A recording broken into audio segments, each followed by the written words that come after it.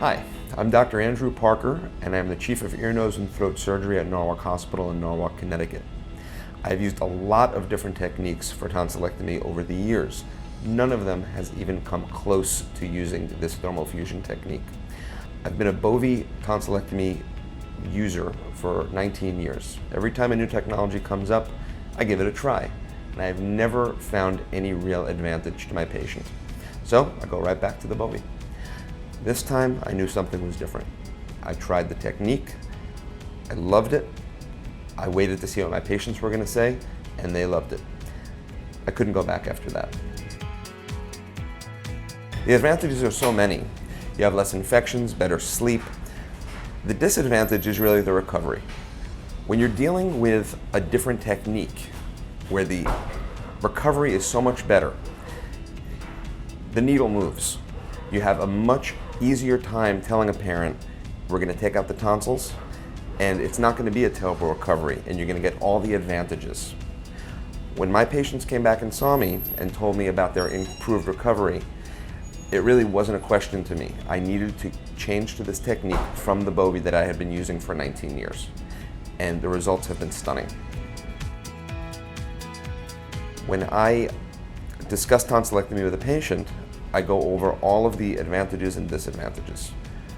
The advantages are less sore throats, less strep infection, better sleep, more focus during the day. Disadvantages, the pain afterwards. It used to be 2 weeks of hell. At this point, it's down to 3 or 4 days of a sore throat, and I have not even prescribed any codeine. I used to use codeine on every single patient.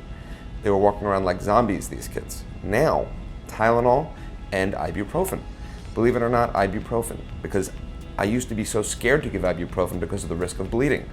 Now, with the fusion of the collagen and elastin in the vessel, I don't have to worry about bleeding. It's just not an issue for me anymore. So I've been very, very pleased with it. It makes you think, why would I possibly go back to using a technique when I know the patient is going to have much more pain with that technique? If there is a way of reducing the pain from tonsillectomy, you have to use it. To me, it was just an ethical decision. Do something where the patient is going to have less pain, less risk of bleeding. It's a very easy choice for me. Now, I can't go back. During the case, after the case, the kids are not requiring much. I work in an ambulatory surgery center. There's nothing that the recovery room nurses like better than to have the child recover well, not be screaming their heads off, be sitting there and smiling, and be able to be discharged quickly. That is worth everything. As a surgery center physician, I want to be sure that we're not getting backed up in the recovery room. If I want to do 5, 6, 7 tonsillectomies, I need to know that the patient's going to be able to be discharged and we're not going to be stacked up in the recovery room. That means a lot to us too.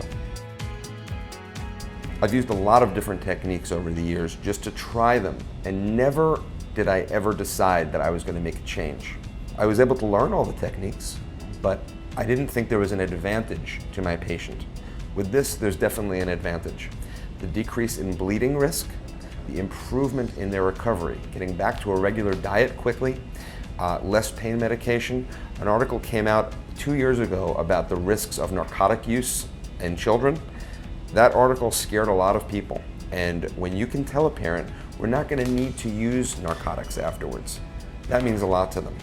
Our pediatric physicians that refer patients to us, they want to know that we're using the most current technology. They want to know that we're doing everything we can to limit the need for narcotic pain medication.